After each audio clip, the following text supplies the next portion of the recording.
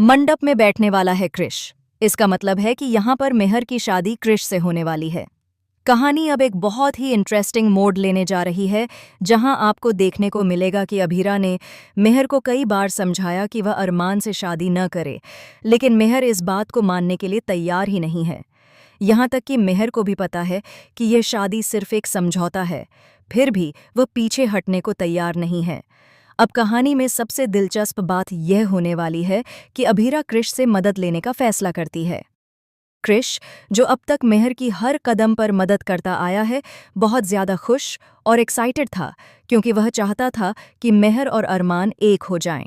जैसा कि आप जानते हैं, कृष कई सालों से मेहर की मदद कर रहा है, उसे अरमान के करीब लाने के लिए हर छोटी बड़ी जानकारी देता रहा है।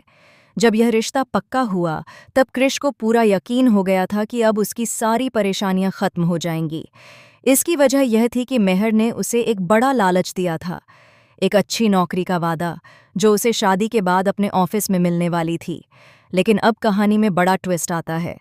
दादीसा के कहने पर कृष खुद मंडप में बैठने के लिए तैयार हो जाता है। वहीं दूसरी तरफ मेहर कहती है कि उसे कोई भव्य शादी नहीं करनी, बल्कि वह अरमान के साथ एक सादी और छोटी शादी करना चाहती है, और वह भी अगले ही दिन। परिवार वाले भी इस बात के लिए मान जाते हैं, और तय होता है कि जैसे आर्यन और दिशा की शादी होने वाली है, वैसे ही मेहर की शादी भी अगले दिन कर दी जाएगी। मेहर इस फैसले से बहुत खुश हो जाती है। इसी बीच अभीरा अरमान से कहती है कि उसे उससे एक ज़रूरी बात करनी है, और वह उसे अपने साथ चलने के लिए कहती है। अरमान हिचकिचाता है और कहता है कि सब लोग यहीं मौजूद हैं, ऐसे में अगर वह अभीरा के साथ चला गया तो लोग बातें बनाएंगे।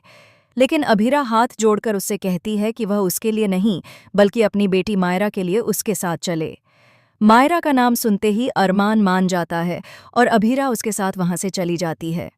दरअसल अभीरा अच्छी तरह जानती है कि अगर वह मंडप में मौजूद रही और वहां दूल्हा बदल गया तो सबको शक हो जाएगा।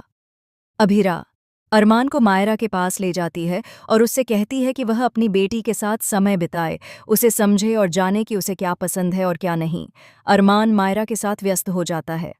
उधर पीछे मंडप में बड़ा खेल हो जाता है। कृष और मेहर की शादी हो जाती है। जब मेहर को यह एहसास होता है तो वह गुस्से में अरमान को कॉल करती है और पूछती है कि क्या उसने जानबूझकर मंडप छोड़ दिया।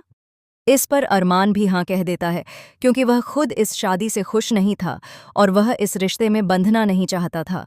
वह साफ कह देता है कि हाँ, उसने ही मंडप छोड़ा और वही इस शादी से दूर भागा। अगर आपको यह ट्विस्ट पसंद आया हो तो चैनल को सब्सक्राइब करें और वीडियो को लाइक करें।